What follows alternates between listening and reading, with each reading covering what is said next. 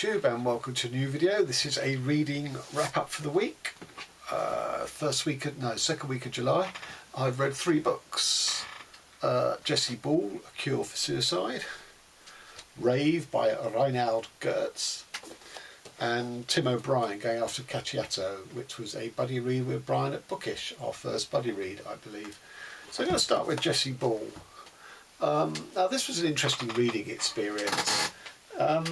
It's left me feeling that I really need to read another book by him to see whether I enjoy his extended shtick, because this was an odd experience going through it. The best way to sort of describe the propulsion of the book, such as it was, is just give you a little quote from it. "What is fogging? It is an injection. I figured out how to unlock the examiner's desk 2 hours ago, and I read the text they keep. The injection changes you, sends you deeper into yourself, in order that you can learn to protect yourself from life's difficulties. It does other things too. It ruins your memory and you lose most things you knew. That's why they have to teach you everything all over again." "So," said the claimant, "I was injected with something. That's what they did. They told me I was very sick, and that you were very sick, and that you almost died, that you were on the edge of death and you were rescued, and that now you are recuperating. Yes, that is what they say. It is in the book, written down for them to say it. All the questions you will ask are there, and all the answers they will give. But what we do not know," she said, "is whether the book is true. It is possible that the book is a conditional lie. It can all be truth that enables the examiners to do their job, with all the space around filled in with lies. In fact, it is quite likely that it is that. A thinking person could conclude nothing else." So the first third of the book is a relationship between what's called an examiner and the claimant. And as it says in here, the claimant has a very sort of foggy memory of sort of emerging from a serious life-threatening situation, but they have no memories of it. Their memories have sort of been wiped, or at least clouded, by giving this injection, and they have to relearn everything, starting with how to button their shirt and things like that. And as this relationship develops, they get introduced to more and more of the things of life, including relationship itself, not with the examiner, but with other people in the sort of surrounding area. And sometimes this can get too overwhelming, and they sort of relapse, and they have a crisis and a breakdown, effectively, or on the verge of a breakdown, which involves accessing the memories that have previously been denied them. And at that point they're given another injection and then passed over to another examiner. So they go through these sort of these sort of cycles of trying to be rebuilt. That is the first part, and it's because they're almost having to relearn everything, like being taught like a child, like how to do your buttons up and stuff. The language is very simple, very childlike, and obviously there's quite a dreamlike quality to this, because they don't have access to their memories, so it's a curious sort of mental state that they're in. And indeed, Jessie Ball is a lecturer in lucid dreaming, which I think is quite pertinent to this, and I assume everything else he writes. Then we have the second part, which is a sort of precursor, which is a guy is talking to.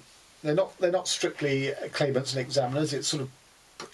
You get the feeling this is before the crisis that precipitated those two statuses.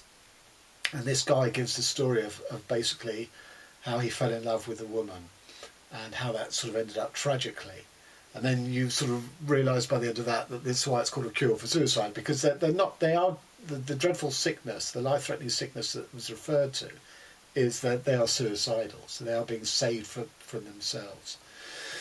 And then part 3 is much shorter, and is a sort of a return to sort of conclude where this particular claimant ended up. And I should say, each time that they sort of pitch into a new cycle, they're given a new name. Names are very transferable. Names are just sort of convenient labels, and they can get changed both for the examiners and the claimants, which again sort of points up the relationship, an examination of the nature of relationship in an interesting way. So the book that this reminded me of, and I felt was superior in a way too, is Nicola Barker's Happy, where again it was a very sort of simplified mental state where all threatening and conflicting desires are removed, and that leaves very childlike beings, and that was similar to this, and both the sort of the idea of memories, or at least external knowledge, was sort of threatening to this sort of level state that these people preserved. Now, Nicola Barker's book didn't work for me at all. This worked within its own terms, but as I say, it was so sort of curious. I don't know how satisfied I felt by it, which is, again, comes back to, I say I would need to read something else by him, which I suspect is of similar mien. And then I would have a much better feeling of whether he was a writer for me or not. So I gave this 4 stars, because within its own terms, I thought it was very successful. I'm just not sure ultimately what those terms were for me, because it's in a vacuum of its own making, and I'm not sure how that impinged on my own world. I'm not sure what I could derive to bring from my own world, because it's so sort of, not alien, because you can understand exactly what's going on, but just curious, really. So yeah, an interesting thing, and I would definitely read another book by him. And on to Rainald Goetz's Rave, which was released last week. This is the 8th in my Read More German Literature 2020. Goetz is German, and this has been translated by Adrian Nathan West.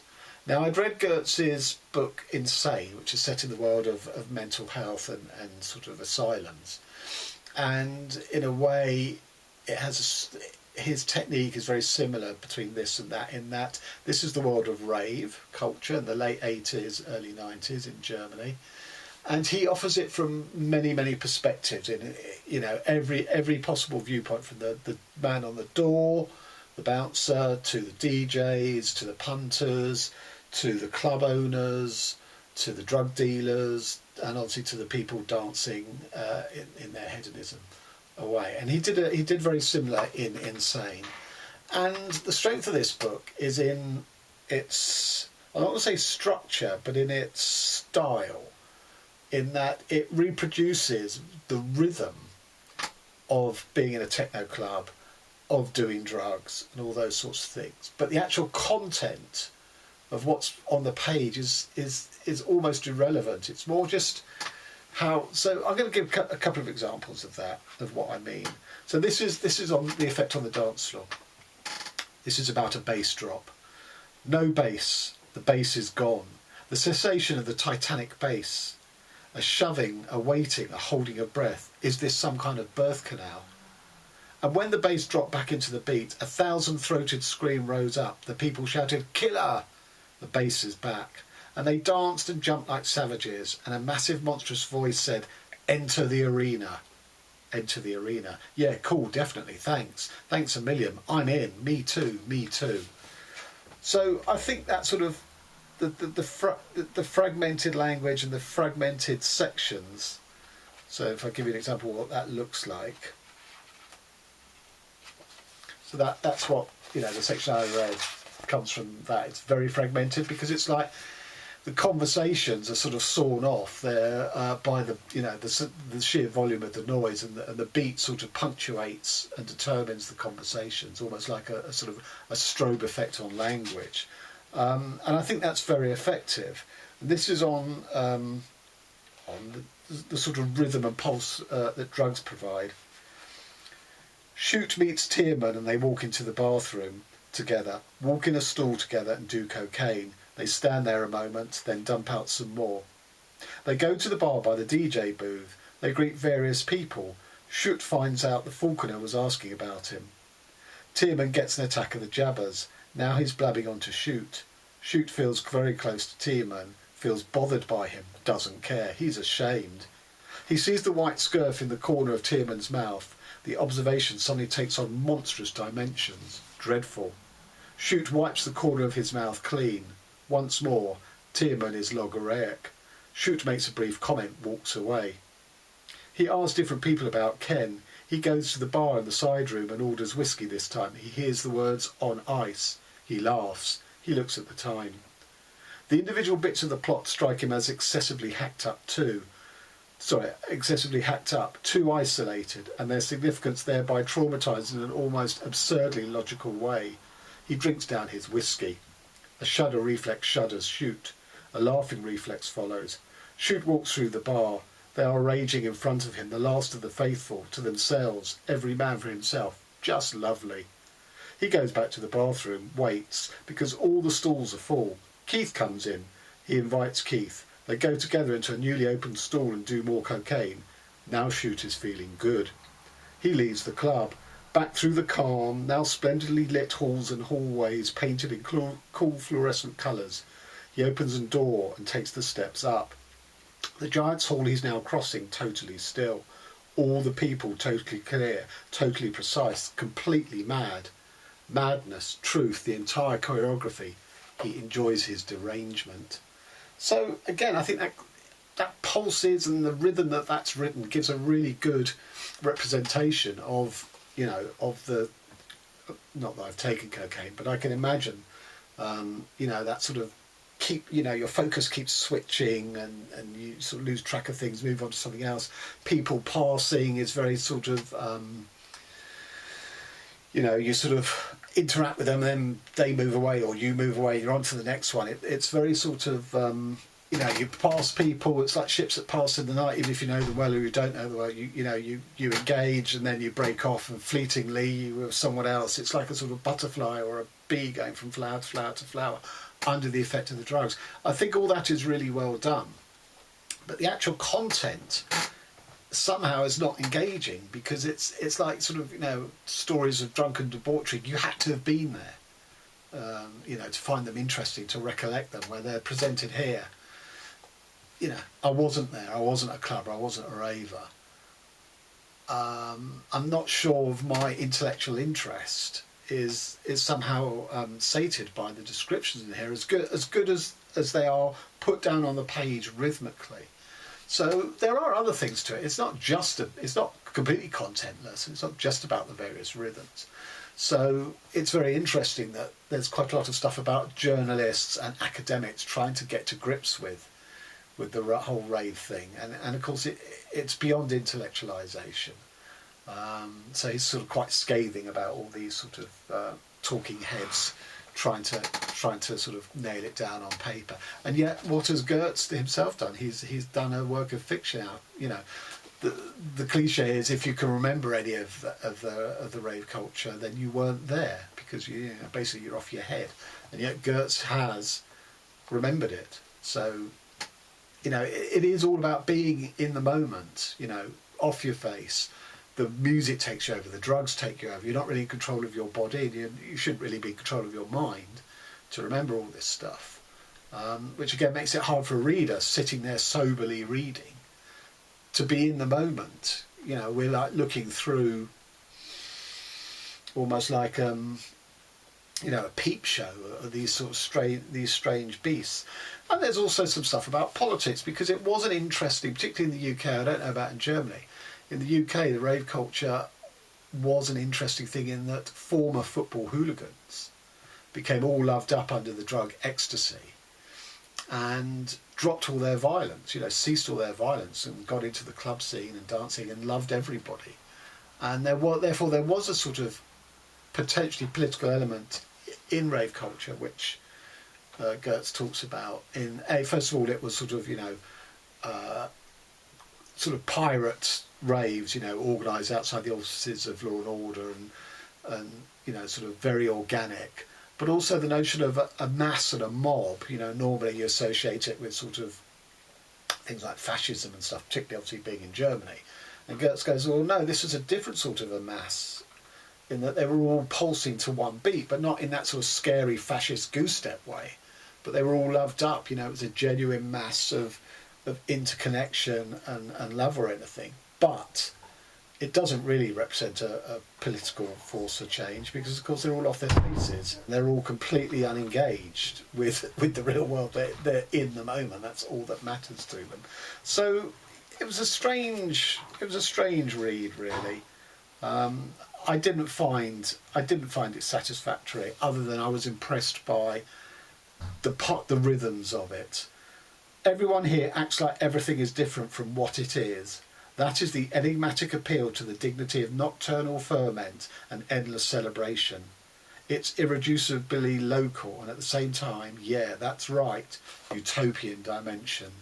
Well, I don't buy that, I'm afraid, as a sort of political analysis. But, you know, not without merit, 3 stars.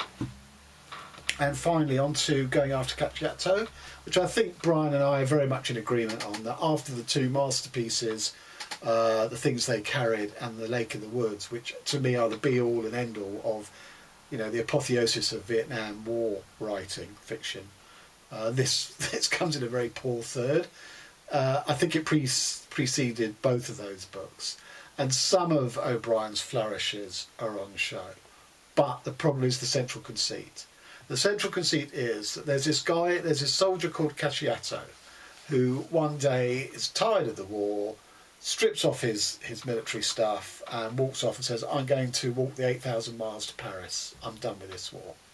And the rest of his platoon take a decision that they're going to go after him and bring him back. They're not going to let him go AWOL. And what you've very soon realised that this is all complete fantasy creation of another member of the platoon called Paul Berlin. That this is what his brain gets into when he's on guard duty at night. It's the only way he can cope with the realities of the war is to escape into fantasy. And that conceit was very hard for me to swallow, I'm afraid. You know, we get all these sort of scenes played out as they sort of, you know, they cross the border into Laos, and they go into Burma, then they're in Delhi in India, then they're, where else do they go? Iran, Tehran, you know, and all these sort of strange, slightly sort of half-paced adventures trying to get, you know, recapture Cacciato. They, you know, in these huge cities, they somehow are always remain on his trail. And indeed, when they get locked up as spies in Tehran, it's Cacciato who manages to sort of help them break out. He feeds a rifle back through the bars, and they're able to break out. So, you know, Cacciato himself appears to be part Cheshire Cat, part Messiah, or Moses leading the children of Israel out of the desert, part Forrest Gump. All these tropes, of course, many of them, you know, this predates, so you can't accuse him of plagiarism, but I just didn't really buy that whole fantasy sequence. The more interesting bits, when he was talking about the reality, which was always done in flashback, you know, the platoon had lost several members, and each of them, their manner of death is described here. But it's all done in flashbacks, set against the fact that we get this sort of crazy, you know, rabbit warren chase after Cacciato, when the people whose deaths are being described, they're not part of it because they're dead. Having said that, there are some wonderful flourishes. You know, you can see O'Brien's writing talent emerging through in stages. So, for example, a flashback where the men are all, you know, they're being led by a lieutenant who insists on sticking to military protocol that before they blow the tunnels used by the Vietnamese, they have to go down and search them. And they've lost 2 men to that, and the men are feeling very mutinous towards their lieutenant of this order. And they plan to, the lieutenant, they all refuse to go down the next tunnel. So the lieutenant himself goes down. And they take one of their fragment grenades, and they say, we're going to blow the tunnel with him in. This has to end now. But in order for them all to be sort of equally committed to it, they all need to touch the grenade. You know, they all need to have literally their fingerprints on it. And Cacciato is off fishing away from them. So they send Paul Berlin to get him to touch the grenade, and Berlin realises that this isn't a lake as Cacciato describes it. This is a bomb crater that's been filled in by rain, and it's a brilliant sort of double thing of the tension of the soldiers about to mutiny and kill their officer, and trying to get Cacciato to be part of that, with this sort of very naive sort of fantasy escape thing of Cacciato making like he's in Minnesota fishing in the lakes, where there's nothing to be caught in what is essentially a crater full of rainwater. There's no fish life in there. So that's a brilliant piece. And then we get towards the end, we've got quite a lot of, you know, Paul Berlin. Why did I sort of sign up to the war so readily? Why didn't I resist or run off or whatever? Because he's now faced with the same thing of, by going after Cacciato, they've all gone AWOL because they've all left the theatre of war in Vietnam. They're in all these other countries. And we get a lot of soul searching for Paul Berlin, who can't really explain why he sort of so readily accepted to be a soldier when he's palpably not up to the task. You know, he's terribly, terribly anxious. He's almost like PTSD without having sort of been exposed to anything to cause it. He's just naturally sort of PTSD. And all he can come up with is, you know, he's had a life of drift, but he doesn't want to let his parents down, and he doesn't want the shame of going back as a deserter or a failure or whatever. That seems to be the motive, which retrospectively caused him to agree to sign up, which I didn't really buy. So when this Vietnamese woman that they've been travelling with, a young girl, refugee, she wants to settle down in Paris. So the whole reason of you know, Cacciato's thing has allowed, in her mind, a way out of the war into a blissful post-war life. And Paul Berlin goes, what were her aims? Peace, any peace, peace with dignity. Did she refuse to run for the same reasons he refused? Obligation, family, the land, friends, home.